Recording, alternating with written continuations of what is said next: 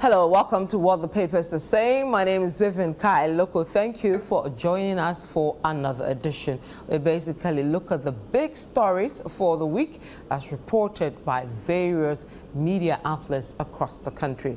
When we come back, I'll take you through the stories that made headlines, and then we'll dissect those stories. Stay with us. Welcome back to What the Papers are Saying. The big story, of course, for the week is the fight against illegal mining, which continues unabated. What is the latest twist to that story? Let's bring you some angles from various media outlets. I'll start with Daily Graphic because they say organized labor rescinds Galamsey strike, government acts on concerns. Ghanaian Times, illegal mining menace. Government intensifies war on Galamsey. Military, small-scale miners association join Operation Halt to fight illegal mining. The Herald, Catholic Church outstages champagne drinking organized labor. Fixes Friday for protest walk against Galamsey. Republic Press, Baka, Vomawo in limbo as bill request falls flat. Daily Guide, Galamsey protests 21 granted bill, Vomawo denied. Let's take you to City Newsroom. Galamsey, we were not bribed, organized labor rejects allegations. And finally on this story, I'll take you to ChannelOneNews.com, says Galamsey fight, any miner on a water body is our target. Operation Halt commander. So those are some of the stories around the latest around the fight against illegal mining or Galamsey. Let's move away from that. Let's do a bit of politics and the latest around that. We'll start with ChannelOneNews.com. They say EC to commence printing of ballot papers, notice of poll on Friday. Still with that story, CityNewsroom.com, NDC doubts EC's ability to start ballot printing amid unresolved concerns. So those are the main stories for this week. One on the fight against illegal mining, the latest to it. Organized labor has called off a strike. Government has put in place some measures it intends to roll out and has begun with the military starting a swoop on Thursday and banning a number of equipment in the eastern region belonging to people who were mining in the water bodies. And also we'll look at the latest around politics. When I come back, I'll introduce my guests and then we'll delve deeper into the issues. Stay with us. So you're welcome back to What the Papers are Saying. My name is Vivian Kai Loco. Thank you very much for staying with us. Let me introduce my guests for today. I have here in the studio Mr. Samuel Atamensah. He's here with us at Channel One TV as well as City FM. Welcome, sir. Thank you. And then I also have Selim Adonu also here with us at Channel One TV as well as City FM. Selim, welcome. Thank you, Vivian. Right, so gentlemen, the issue to do with illegal mining, also known as Galamsey in our local parlance, continues to be topical. Now, the latest twist, of course, Labour got into the fray and demanded a number of things. If not, they would declare a strike. They went ahead but rescinded their decision after government put across a number of things it intends to roll out to deal with the issue. So that's where we are. This dawn, the military, as part of the things put out by government to deal with the issue, undertook a swoop in the eastern region. If you permit me, I'll quickly play that. Our guy, Fred DeHo, was part of the team. And then we'll come back to the studio and look at the things that government has announced it will roll out and Labour's action to back down and the way forward. So let's go to the eastern region and see what happened there today as part of measures to deal with illegal mining. So the immediate assignment is estimated to last for about 2 weeks.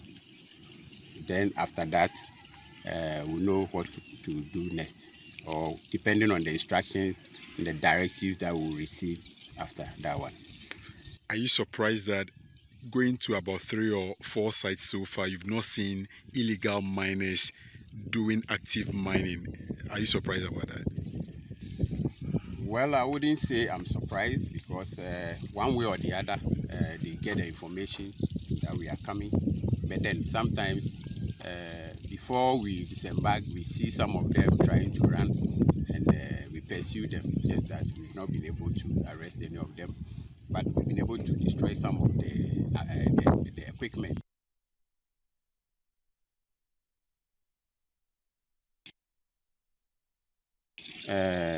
Assignment is estimated to last for about 2 weeks. Then after that, we'll know what to do next, or depending on the instructions and the directives that we'll receive after that one. Are you surprised that going to about 3 or 4 sites so far, you've not seen illegal? Okay, guys, I'll play you an extended version of what happened this morning, from dawn all the way to this evening. But let me introduce you again to the show, Samens and Salom SS, and start with first of all, your general impression over the week, what has happened from Labour protesting, saying that government needs to do a number of things. Government came, said, I'll do ABC. Labour said, not good enough. And then government has announced about four key things they intend to do: deployment of additional military personnel, suspension of mining in forest reserves, strengthened prosecution of illegal mining cases, and a call for a national pact on illegal mining. We'll go into detail, but just your first general thoughts on the whole development as seen this week. Well, it was always going to come to this point. Okay. Where government would have to, as we used to say in school, show workings. Government will have to show workings. Because the government had always said that, well, we are doing some things about it, we are doing this and that. But I think to give us a graphical illustration of exactly what they are doing to stem the tide. And I think everybody has played their role fairly and squarely. You know, so I think generally is what has played out, and everybody playing their role. Are you happy with the outcome? Oh yes, I am, of course. Okay. But this is all we've been calling for. Yes. This is all we've been calling for, so I am very happy with the outcome. The pact on asking for a complete halt in everything, declaring everything, as in the mining in the reserves, mining in the water bodies. And yeah, then, but that's what the government has responded to. I've not done. And then a state of emergency on those areas. Well, I mean, that state part of emergency, we all panicked when we saw the state of our water bodies. Okay? And if government at the time was saying that, well, we are doing so much about it, then that would justify the call for a state of emergency. Okay? Now, it's still something that people are anxious to see happen. Yeah. And not because we want to test what it feels like to have a state of emergency, but it's because people think that we have run out of options in terms of the tools that we require to deal with the issue. So the cry for a state of emergency, if you like, is a desperate cry for a certain radical intervention. So I can understand, and I fully align with that. But the government's response excludes a state of emergency. Yeah. It doesn't mean that the government is not doing anything about it. Okay. You understand? Yeah. It's for us to observe how the schedules that they have announced will be executed. and then we can now evaluate and see whether it's solving the problem. Because it's state of emergency. We all thought that we needed. Now, okay, they have weighed the pros and cons, and they think that, look, let's start from first principles. And first principles is enforcing the already existing laws, enforcing the, if you like, the new regulations and policy directions, and let's see how we, to which degree we can resolve the issue. And I am thinking that our next task as citizens and media for that matter is to closely monitor government's action and how they roll out the implementation of the plans that they have announced. And then we'll be able to come back to say kudos or they need to resit. Okay, all right. Salam, your general impressions on where we've gotten to? Well, I think it's been an eventful week and an eventful last 2 weeks, 1 month, etc. Like Samen says, it's the state of affairs is one of a desperate people crying for help because we've been overwhelmed by a problem which we played with about a decade and a half ago, even though it's always been with us. But we began seeing signs of seriousness of the problem about a decade and a half ago. In the last few years, that problem has been exacerbated. So we played with it, we paid lip service to it, the most part, and the problem is engulfed us. And so we became desperate, a desperate cry of the people, and rightly so. And the citizenry, led by labor, you know, were able to force government to make some concessions and to bring some actions. And also important because labor's action has brought attention to the problem. So if you didn't know what was happening, at least the fact that labor came in with the threats, etc., which they almost executed, you know, showed that, you know, I mean, brought some attention to the matter, a very important matter which we were toying with.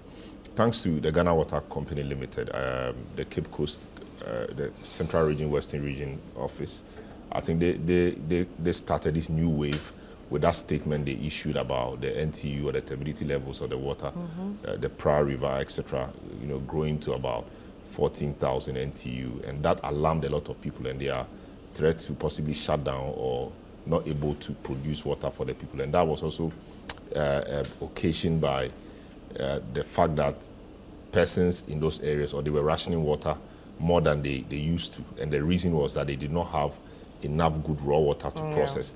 So I think that was a real trigger, and you know what happened. So you know it's a good one, a good attempt by labor, and I think if they want to be taken seriously, their voices will have to be heard more and more on critical issues, more and more on very, very critical issues. And so what is important is, I think we need a labor that is strong, independent, labor that will be respected and quote-unquote feared by the elected officials, because we put the elected officials there for a reason.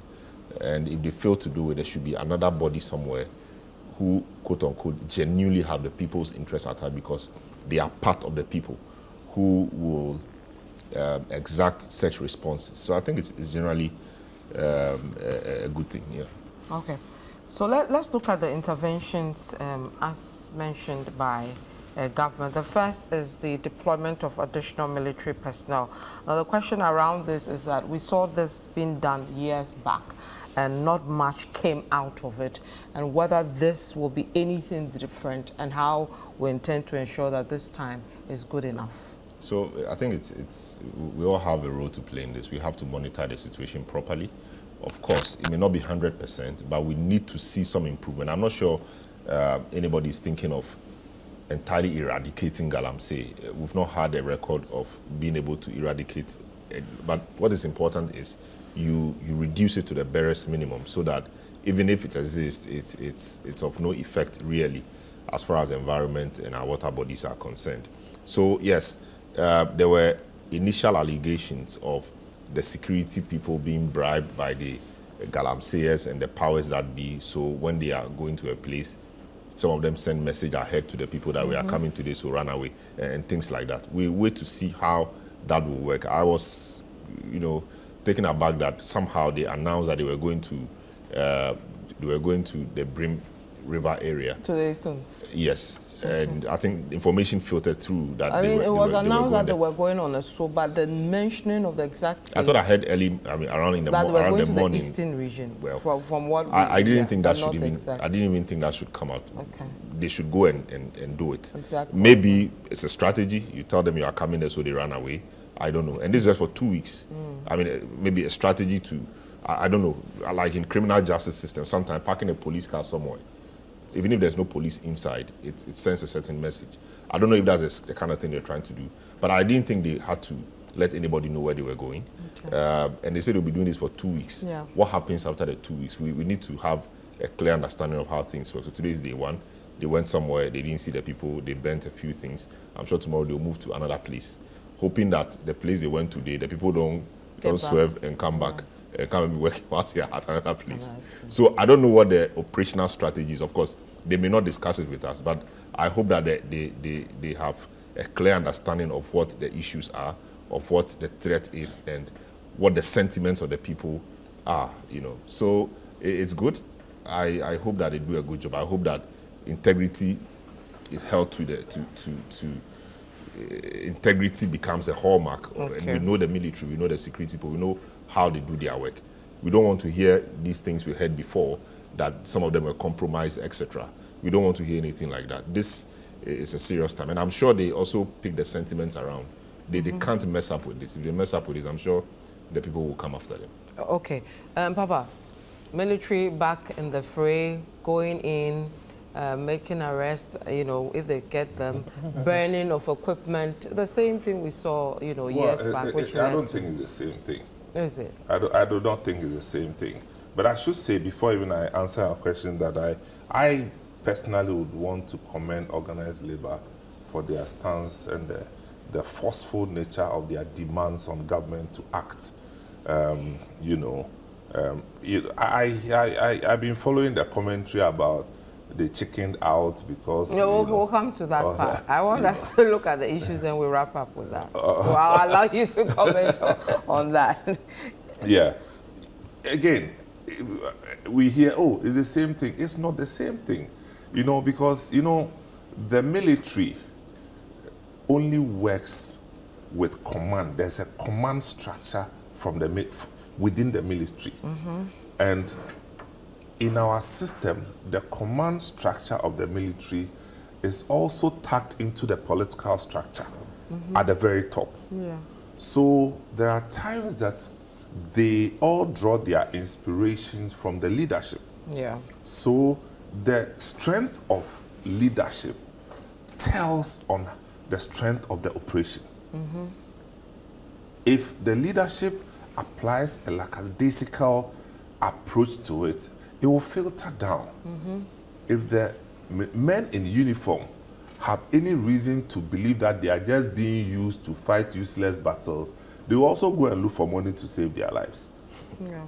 But with this resolve, with this concerted approach, which has, in my estimation, been born out of the collective efforts of media, the citizenry, the CSOs, and organized labor, I think that for once, the military would take this thing more seriously than we have ever seen. And curiously, the police has not been mentioned in this. Yeah. So it is different from what we have seen before. Which was a joint task force. You understand? So I see, and I don't know whether we are supposed to go through all. Yes, you can. So you talk about the first point, deploying additional military personnel.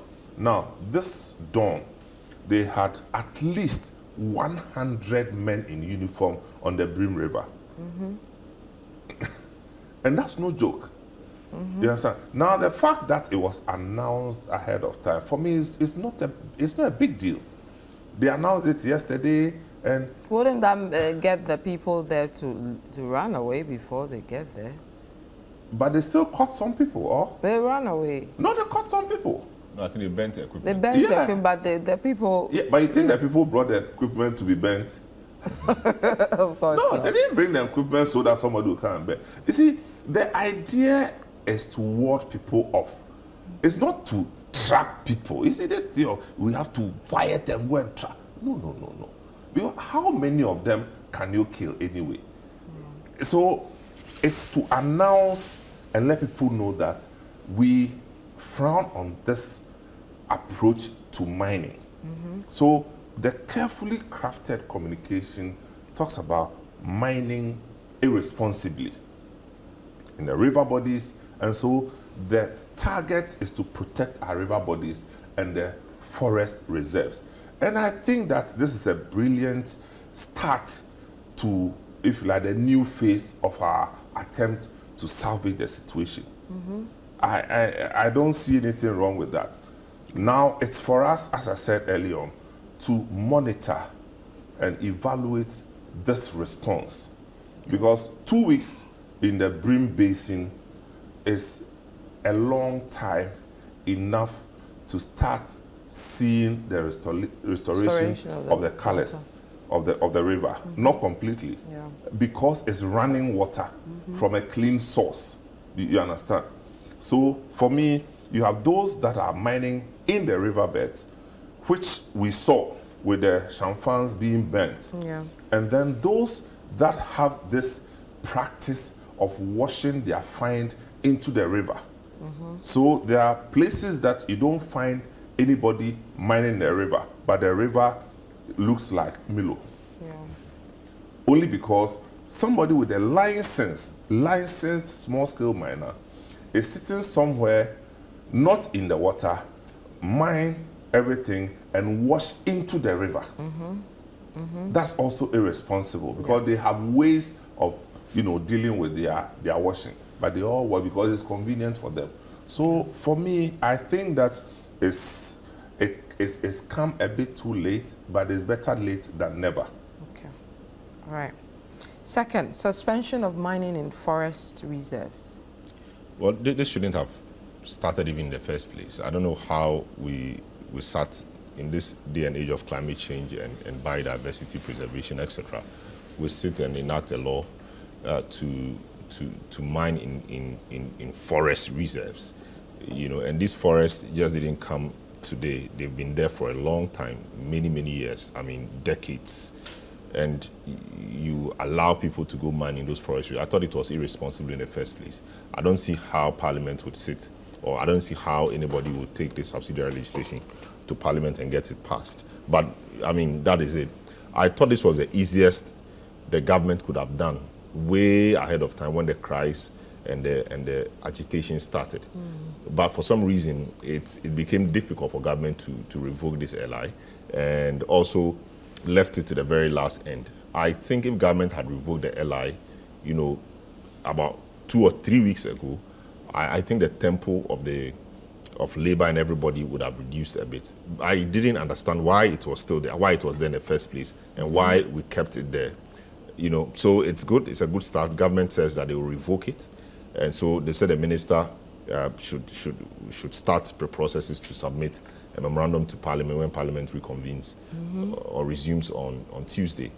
We wait to see how that will be. I don't know how the parliamentary process really works, but I was thinking that by now that memorandum should have been submitted to the Clerk of Parliament, who doesn't go on recess, so that we know that that is there, so that you are not waiting for Parliament to reconvene before you take the document there. So you can say that we have submitted a memorandum to Parliament. The office of the clerk has it. So not enough to announce, but yes, but now it's like you've said it in the open, so we are now watching. I'll be very surprised if by end of next week we don't see this in Parliament. I'll be very surprised. I think they will do it, but I was thinking that they could have gone a step further to say that, for example, we have submitted a memorandum to Parliament. Parliament is on recess. Parliament will come back on Tuesday, and it's one of the first items they will consider. That would have added more credibility to the rhetorics. And of course, this thing started about a month ago. Parliament, a bit prior to that, was recalled from recess. If the government thought it was a very serious matter, government could have called Parliament back to just do this. Maybe they didn't want to call them back. Maybe at the time the pressure wasn't as, yeah, but I'm saying that I don't know what government was thinking. I don't know what government was thinking. Okay. Labour has spoken, gave you some time, almost a month. I don't know whether they thought that they were not going to get to that point. And so they played with it. I thought if they had made a move from there, there would have been a lot more, I mean, how do I say, they would have had more credibility in terms of their resolve to deal with the matter than now. But it's okay. At least it's there, it's on paper. Labour says that it will monitor. We will also monitor. Okay. Everybody is monitoring. It's become a key issue. And I'm not sure anybody will sleep on it. That LI must be revoked at all costs. Okay. So, well, I think it's just I don't think I can add any more to that. You know, mining in forest reserves is just a no-no. They should just quicken the process and let's, you know, but now at least government also knows that if they delay in the implementation, we are going to see a far worse revolt from the various sections of society than we've seen ever, because this has become a very thorny issue in this country, and the inaction, any further inaction from government can spell out a situation that may be very difficult to manage. Okay, I have to take a quick break. When I come back, we'll go through the 2 more points, and then we'll look at the reaction to Labour backing down and not going to the full halt. And of course, UTAC saying they are still going to go ahead with the strike because they're not really impressed with what government has said it would do. We'll be right back. So welcome back to What the Papers Are Saying. My name is Vivian Kai. Look, I'm here with Samuel Tamens as well as Salam Adonu. Okay, gentlemen, we'll continue with our discussion on what government intends to do to deal with illegal mining. We'll quickly go through the 2 points. Strengthen prosecution of illegal mining cases, as well as a call for a national pact on illegal mining. Any of you can go with that. Then we'll look at Labour itself. So those 2 points. How do you call it? The courts, I understand 7 courts, I mean, high courts, and then 7 circuit courts will be dealing with the matter. That is great. But instituting the court is one thing, and then getting the courts to work is also another thing. It doesn't mean that the courts are just sitting there and they are only trying Galamsey cases. What it means is that they will give some more attention to Galamsey cases so that the Galamsey cases don't mix up with other cases in other courts to join a long queue. So if this particular court is a designated court, when Galamsey matters come, they will try and deal with them with dispatch. When they are given adjournments of maybe 2 weeks or 1 month, you may want to abridge that a bit, you know, so it works. The other point that the Chief Justice made when the Attorney General was trying to blame the judiciary about, you know, the delay in the adjudication of the cases is the fact that the state prosecutors who prosecute the matter too must be up and doing. They also must not encourage delay or delay matters. They must work diligently to ensure that when the return date or when it's a court date, everything they must file and everything they must do, they do, so that matters can continue to their logical conclusion. Yeah, so it's a good thing. It's a good thing. We only hope that we will see real results. All these may be efforts. If the results are not coming, then it means these efforts, you know, haven't been useful. I really hope that in a matter of weeks, we will see the proper color of our water, you know, coming back from this brownish cocoa tea thing we've been seeing all this while. Yeah. Sorry. Okay, so let's look at Labour. People are not happy about how this has panned out. They believe Labour shouldn't have backed down. They should have gone with a strike, knowing that some of the things here, with the exception of the suspension, are things that have been tried, and we saw some of the results. I'll start with you, Samens, on that. We have UTAC still going ahead with the strike, not happy with the issues, you know, as it's panned out. UTAC had a meeting. I'm saying UTAC. Or Professor Jampo spoke on behalf of UTAC. your point? I'm asking whether after the organized labor fiasco, UTAG had a meeting to discuss the way forward, or Professor Jampo reacted on behalf of UTAG? Because all I've seen from the UTAG angle is the commentary by Professor Jampo. Oh, we have the secretary speak today to us. Today? Yes, just this evening. On why we've not seen some of the campuses like UPS going ahead with the strike, because the message was just conveyed to them yesterday. So in the days coming, we'll see a real, strike. So they are all together on this, not just. So I'm just saying Professor that. Jampo. So what's UTAG's point again? I don't seem to get their point. I just could hear Professor Jampo shouting and saying that the people came with prepared speech and all that. I still don't get it. Well, UTAG believes Labour should have gone ahead with a strike, and the things that government has listed are not impressive. Okay, it's okay for them to have a position on the issues, but you can't force Labour to do what you wish. Labour, I mean, I don't think that I heard Professor Jampo and I felt very sorry for him. I mean, he sounded like he's the smartest kid on the block. He's wiser than all the Labour put together. That's how I saw it. Because they've also sat down and thought through the processes, weighed the pros and cons. And the thinking is that it's not just being on the street or going on strike just for the fun of it. But they put out the demands, clearly spelled out demands. And one of the major disincentives at the time was that the government was not acting. Now, Labour, not UTAG, Labour has pushed the government to start acting. And Labour says, okay, if you have listed these things that you are going to implement, maybe let's hold on with the strike action. But Labour did not announce yesterday that they are not pursuing the issues. I don't know whether I missed it. You are the news editor. They never said that they will not pursue it. They only said that the issue of strike, because the economic cost of the strike to the nation, I mean, it's no joke. So if they are being they are being logical. And that's not to say that if government reneges on the promise, Labour cannot be on the street or Labour cannot take on the issue of strike. You understand? And so at this point, what I'm seeing the call by UTAG is, it's just left with one point of state of emergency.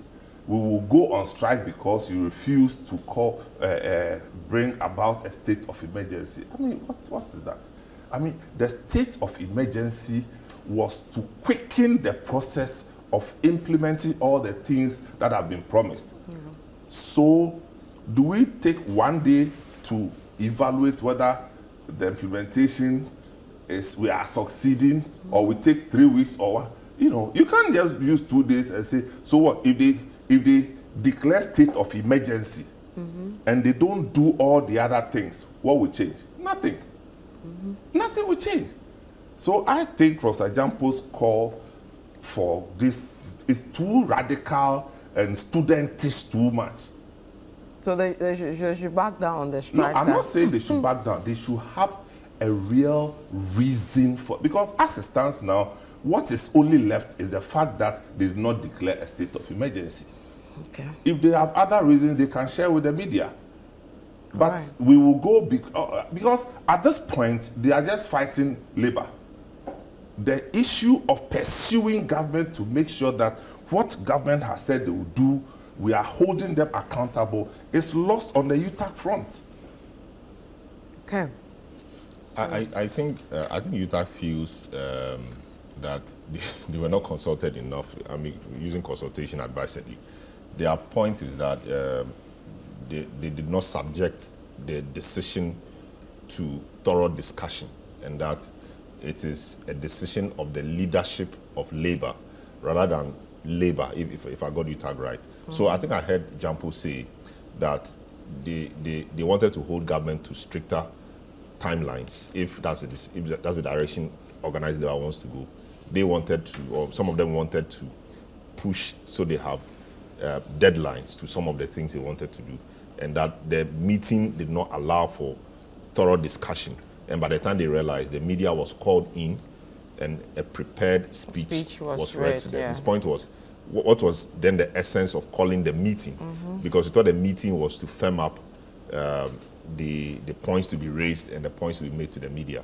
So I think that's where his issue is.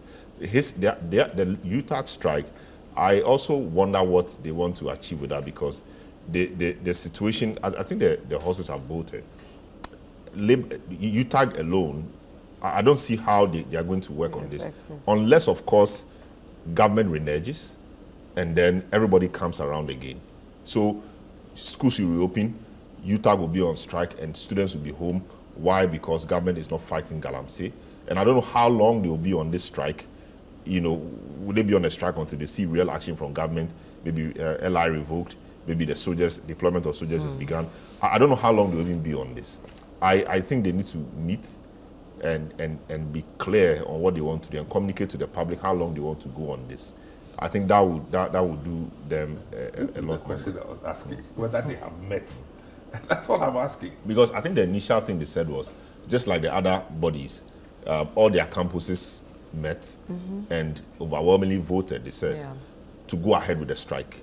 So I don't know whether they are now detaching themselves from the organized labor strike, because they're trying to say, did I hear him say that they are not part of organized labor, but they started the agitation. Organized labor saw it was a good cause and hopped on it onto it, and because organized labor was strong and bigger, you know, moved it where it is. And so if organized labor has decided to back down, started agitation, as in to strike and all of that, you know, illegal mining. I mean, the recent one, and organized labor saw it useful and jumped on it, and etc. And I mean, the rest is history. So I think what they are saying is that, yes, if you have backed down, we have not backed down. We will continue to do it until we see real change. But that is where the issue is.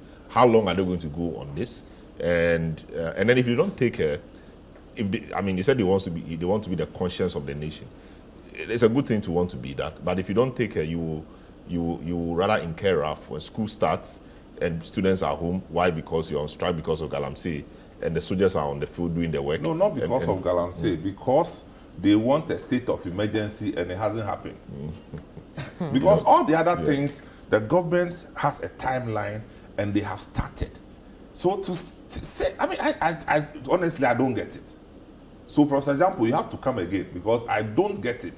And I said disorganized labor. Well, you see, you can make reference to it anyhow you want. But we are muddying the waters in the process, sacrificing the real purpose of all the discussion is to make sure that government reverses or leads in the reversal of this trend that we are seeing, muddying our waters, pollution, and all these things. That's all we want to see. We don't know about mining. If you give us another how many years, we cannot learn how to do mining. But when we see polluted water, we will know that the water is polluted. And that's why we are saying that preserving our water bodies is priority. Preserving the forest reserves is priority. If people want to mine wherever per the conditions or the regulations, they can go ahead, but not in our water bodies, not in the forest reserve. That's all we are saying. But as for the UTAG thing, I think they will bola, and bad bola, they will bola, because the thing, it will lack steam. It will lack steam, because the people say that they are going. So, see, you think that the organized labor from tomorrow, they will just go and sleep. No, and it's not just organized labor. The media has been at the forefront of this. Yeah. We here at ChannelOne TV, City FM, we called on organized labor and associations, and 52 of them were in this studio. Every one of them had a request and a demand to the government. Yeah. You understand? So the sum total of all these requests, the government has crystallized the major points and has scheduled an implementation plan to see how we can salvage the situation. We cannot dismiss it and say that because initially we wanted to take this path, we still have to stick to it so that they will know that our eyes are red. I mean, that belongs to 1980. Okay. Here, it is action, the kind of action they are doing. 1, 2, engagement. 3, education and persistent education. That's how you don't just sit there with a strike or nothing else. No, no, no. It's archaic. Okay. I'll give you quickly that clip from Professor Jampo on why they want to strike following that meeting with Labour. Must we, by all means, do things to support a government's position, even if we are dying as a people? We are saying that if the government is serious, if the president is serious, at least let there be a temporary suspension, not even ban. If you can't ban, let people know that we are suspending, and then these are the interventions that we are putting in place so that people will know that we are serious. The 16 public universities have all voted unanimously and overwhelmingly to say that they want to go on an industrial action. And we don't care about what disorganized labor wants to do.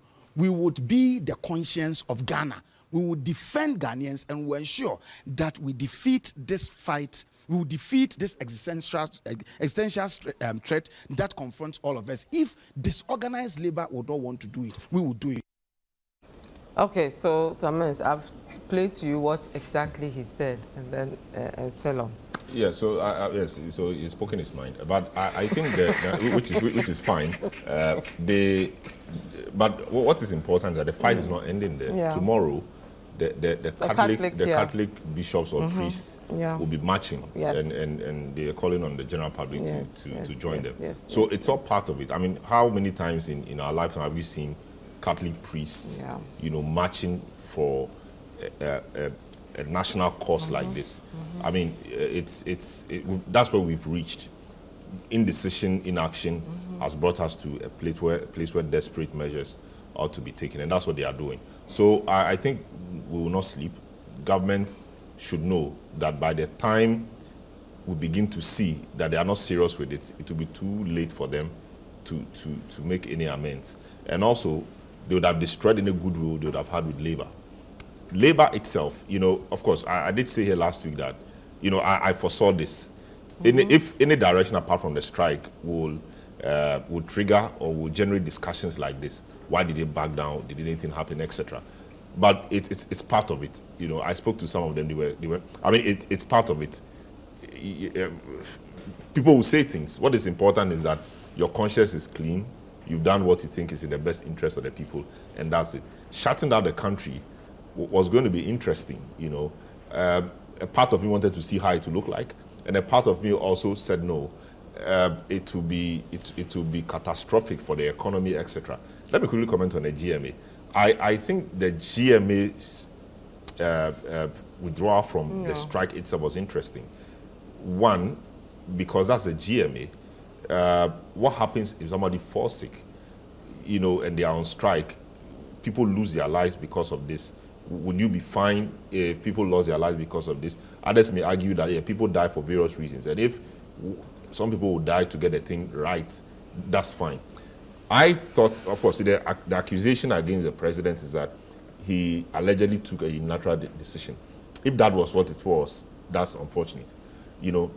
Perhaps he could have said in due course they will bring out a schedule. How do they call it?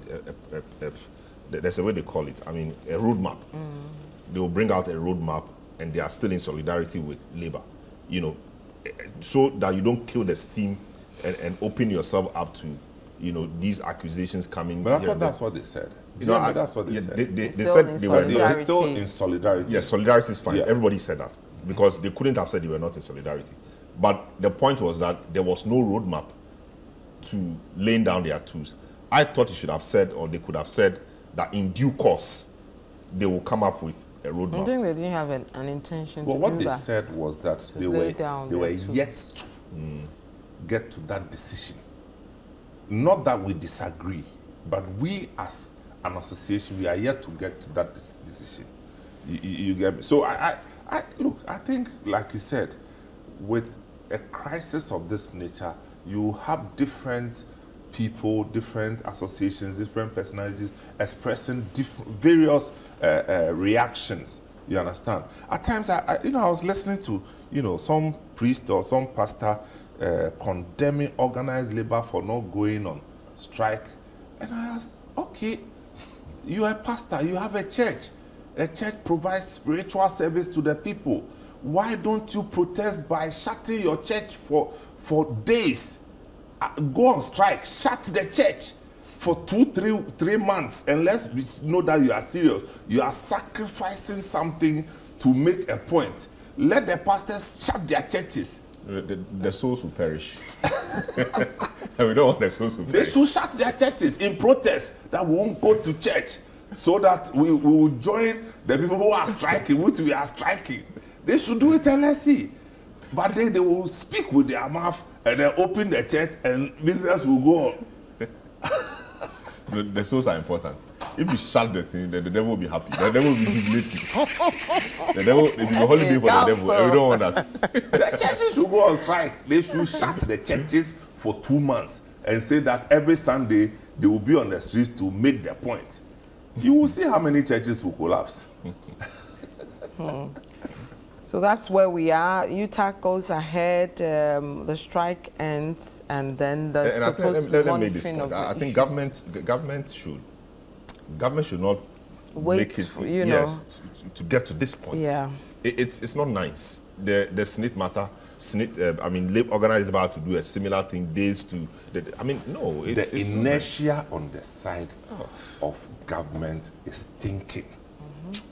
The inertia on the side of government is stinking. Now, these days, you don't even find ministers out there, talking about policy, defending government. Maybe I missed it. You don't even, before New Patriotic Party, you can't find ministers defend government. When something happens, sector ministers, they go and hide. They go into hiding and leave the young man, what's his name, Dennis Abwaji, to be jumping miracles. Abwaji to be doing miracle from one station to another. The ministers they run away into hiding. Why do we do that? So you've done this thing and they go and hide, and then they'll be whispering to media people, hey, why are you saying this? If you keep quiet, other people will talk. That's what the inertia is. Look, it's so bad. Yeah. But if you won't talk, you won't talk, but you want the media to keep quiet. We are not born to keep quiet. We will talk, sir. So that's failure of leadership, and when there's failure of leadership, we can't live in a void. So somebody must rise. Yeah. That's what labor is doing now. So labor is becoming very powerful, which is fair. It's becoming powerful. Because elected leadership is not doing well, and so kudos to them. They should keep on. They should keep on fighting for the people. They call it the masses, and we hope the country becomes better. And indeed, people have said that Labour and the Christian community or the religious communities should put up a candidate. Persons like Martin Piwenko have said that if they continue this way and they become so powerful, tomorrow Labour can say vote for this person, and it's likely to happen. Yeah, we want to get there. Yes, Labour has to be powerful. Yeah. But Labour, it got to a point nobody cared about Labour. But the Senate thing give them a good opportunity. Now, if government decides to go to sleep, Labour will back again, and the whole Ghana will follow Labour. So you better be careful. Okay. I was initially trying to give you what happened in Eastern Region today. I'll play that quickly, and then I'll take your final words, then we'll wrap up. Illegal mining task force, Operation Halt, deployed by the government, has destroyed approximately 20 chanfans and 10 industrial water pumping machines on the Brim River. The task force launched its operation on the morning of October 10, 2024 in the Itiwa East and West districts of the Eastern region. These officers are going to swim across this river. They've spotted a chanfan on the water, and they are carrying a hammer that they are going to use to destroy the chanfan. But how to get there is one of the things they've done over the period, and they are used to it. So they're going to swim all the way to that end before they get close to the Chamfan to destroy it. Speaking to the media, the Operation Halt commander, Colonel Eric Tinedu, expressed optimism about the effectiveness of the exercise. The Joint Task Force has a clear and unambiguous mission of clearing all our water bodies of mining activities. And at this time, we are not looking at whether the person has the required documents or not. So far as you are on our water bodies or you are along the water bodies, you are our target. We are trying to clear all of them from our water bodies to make sure that our water bodies return to the normal color that we are all looking for. He explained that the first phase of the operation will last for 2 weeks, after which the task force will move to other locations. So the immediate assignment is estimated to last for about 2 weeks. Then after that, we'll know what to do next, or depending on the instructions and the directives that we'll receive after that one. Are you surprised that going to about 3 or 4 sites so far, you've not seen illegal miners doing active mining? Are you surprised about that? Well, I wouldn't say I'm surprised, because one way or the other, they get the information that we are coming. But then sometimes, before we disembark, we see some of them trying to run, and we pursue them, just that we've not been able to arrest any of them. But we've been able to destroy some of the equipment.